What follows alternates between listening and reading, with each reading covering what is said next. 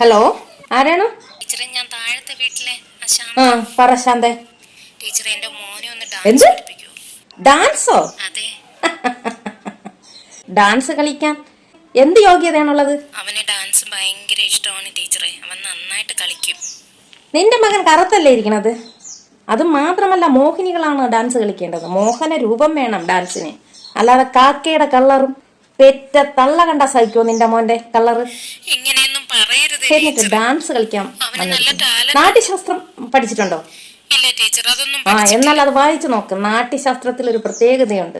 മോഹിനിമാരായിരിക്കണം dance കളിക്കേണ്ടത്. ഈ കറുത്ത നിറമുള്ള ആണുങ്ങളൊക്കെ വന്ന് ഈ കാല് കവച്ചു വെച്ചിട്ട് ഡാൻസ് കളിക്കുന്നത് പോലുള്ള ഒരു അരോചകം വേറെ ഒന്നുമില്ല. എന്ത് കണ്ടിട്ടാണ്? നിങ്ങൾക്കൊക്കെ പറ്റുന്ന ജോലി ചെയ്താൽ പോരെ? ഡാൻസ് കളിക്കാൻ വന്നിരിക്കുന്നു. ചെറുക്കനാണെങ്കിൽ കാക്കയുടെ കളറ്, പിന്നെ കണ്ട പെറ്റ തള്ള സഹിക്കില്ല. മകളെ, അമ്മയാണ്. ആര്? ദേവിയാണ് മകളെ. ഏത് ദേവി? മഹാലക്ഷ്മി. ഏത് മഹാലക്ഷ്മി? പറഞ്ഞിട്ട് മനസ്സിലാവും. സാക്ഷാൽ ദേവി മഹാലക്ഷ്മിയാണ്. അമ്മേ, മഹാമായി. പറയൂ അമ്മേ. കുഞ്ഞെ, നിന്റെ പ്രസ്താവന ദേവലോകത്തും പ്രശ്നം ഉണ്ടാക്കിയിരിക്കുകയാണ്. പിന്നെ കറുത്തതിനെ കറുത്തതെന്നല്ലാതെ വെളുത്തതെന്ന് പറയാൻ പറ്റൂ? കാർമേഘ വർണ്ണനായ കൃഷ്ണനും കറുത്ത നിറമായ ഭദ്രയ്ക്കും നിന്നോട് ദേഷ്യമുണ്ട്. കറുത്തതിനെ കറുത്തതെന്നല്ലേ പറയാൻ പറ്റൂ? വെളുത്തവരുടെയും കറുത്തവരുടെയും ചോരയുടെ നിറം ചുവപ്പാണ് മോളെ. ആന്തരിക അവയവങ്ങളെല്ലാം ഒരുപോലെയാണ്. പിന്നെ എന്തിനാണ് കറുത്തതും വെളുത്തതും ഉള്ളത്? നൈവേദ്യം പോലും കഴിക്കാതെ നിന്നെ ഉപദേശിക്കാൻ വന്ന എന്നെ വേണം തല്ല. നിങ്ങൾ എന്നെ ഇപ്പൊ ഉപദേശിക്കാൻ വരണോ? ഞാൻ ഈ 5-6 കൊല്ലം കൊണ്ട് ഒരു പണിയും ഇല്ലാതെ, ആരും അറിയപ്പെടാതെ ഇവിടെ ഇരുന്നപ്പോ ഞാൻ ഭഗവതി സേവ വരെ ചെയ്തില്ലേ? നിന്നിലൊരു അഹങ്കാരമുണ്ട് കുഞ്ഞെ, അത് മാറട്ടെ എന്ന് കരുതി ഞാൻ ഈ വയസ്സിലും ഇതുപോലെ ഇരിക്കുന്നില്ലേ? മോഹിനിയായി, മോഹിനി രൂപയായി. വർണ്ണത്തിൽ എന്താണ് കുട്ടി? നാട്യശാസ്ത്രം പഠിച്ചിട്ടുണ്ടോ ദേവി? അത് എന്താ പറഞ്ഞിരിക്കുന്നത്? മോഹന രൂപമുള്ളവളായിരിക്കണം, അവളായിരിക്കണം ഡാൻസ് കളിക്കേണ്ടത്. തൊലി മനുഷ്യന്റെ ആന്തരിക അവയവങ്ങൾ മറയ്ക്കാനുള്ള ഒരു കവചം മാത്രമാണ്. ഒരു പണിയും ഇല്ലാതിരുന്നപ്പോ 10 പേര് അറിയട്ടെന്ന് പറഞ്ഞ് മനഃപൂർവ്വം ഞാൻ പറഞ്ഞത് തന്നെ. ഇപ്പൊ കുറെ ചാനലുകാർ എന്നെ ഇന്റർവ്യൂ വിളിക്കാൻ അറിയാലോ. ഇത്രയും ദിവസം ഇവർക്കൊന്നും അറിഞ്ഞൂടല്ലോ. ഇവർക്കൊക്കെ എന്നെ അറിയായിരുന്നു. ഇപ്പൊ ഞാൻ ഇത് പറഞ്ഞപ്പോഴല്ലേ എന്നെ വിളിച്ചത്. ഇപ്പൊ 10 പേര് എന്നെ അറിഞ്ഞില്ലേ? അതുകൊണ്ട് മനഃപൂർവ്വം പറഞ്ഞത് തന്നെ. നോക്കൂ, നൈവേദ്യം പോലും കഴിക്കാതെ നിന്നെ ഉപദേശിക്കാമെന്ന് പറഞ്ഞ് വന്നതാണ് ഈ അമ്മ. ഞാനത് തിരുത്തിയൊന്നും പറയൂല. കറുത്തത് കറുത്തത് തന്നെ. എനിക്ക് വിശക്കുന്നു. നൈവേദ്യത്തിന് സമയമായി. നീ ഇനിയും അനുഭവിക്കും. നിന്റെ ശരീരം മുഴുവൻ വ്രണങ്ങളാവട്ടെ.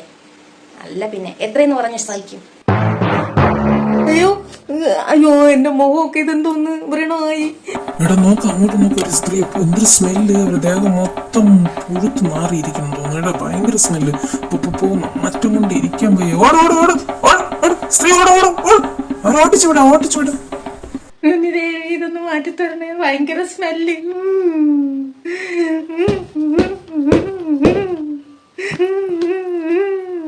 ഞാൻ അറിയാതെ പറഞ്ഞു ഇതാണ്. എല്ലാരും കൂടെ എന്നെ പ്രകോപിപ്പിച്ചപ്പോ ഞാൻ പറഞ്ഞല്ലേ, ദേവി എന്നെ പ്രകോപിപ്പിച്ചപ്പോ ഞാൻ പറഞ്ഞതല്ലേ. 5-6 വർഷം കൊണ്ട് ഞാൻ ഒരു പണിയില്ലാതെ ഇരുന്നു. 10 പേര് അറിയട്ടെന്നും പറഞ്ഞ് അറിയാതെ ചെയ്തു പോയതാണേ. ഇതൊന്ന് മാറ്റിത്തരണേ. എല്ലാവർക്കും എന്നെ നാറണേ. അങ്ങോട്ട് നോക്കുന്നത് ആരവിടെ കരയണത്? ബിഗ് ബോസ് താരത്തിന്റെ ബാധ കയറി ആരോ ആണെന്ന് തോന്നുന്നു. അല്ല, അത് നാഗവല്ലിയ. അങ്ങോട്ട് നോക്കുമ്പോ നാഗവല്ലിയായിട്ട് തോന്നുന്നു. കേട്ടാ, നാഗവല്ലിയെന്ന് തോന്നുന്നു. ഇത്രയും ഫേമസ് ആയി എന്നെ കണ്ടിട്ട് മനസ്സിലായില്ലേടാ ജാടത്തേണ്ടി. ഡാൻസ് മാസ്റ്റർ അയ്യോ, ഇത് ഏതോ ഭ്രാന്തിയാണോ? ഓടിക്കോ, അവർ ഉപദ്രവിക്കും. അയ്യോ, എനിക്കിത് മാറ്റി തരണേ. അയ്യോ, ആരും പാവല്ലേ.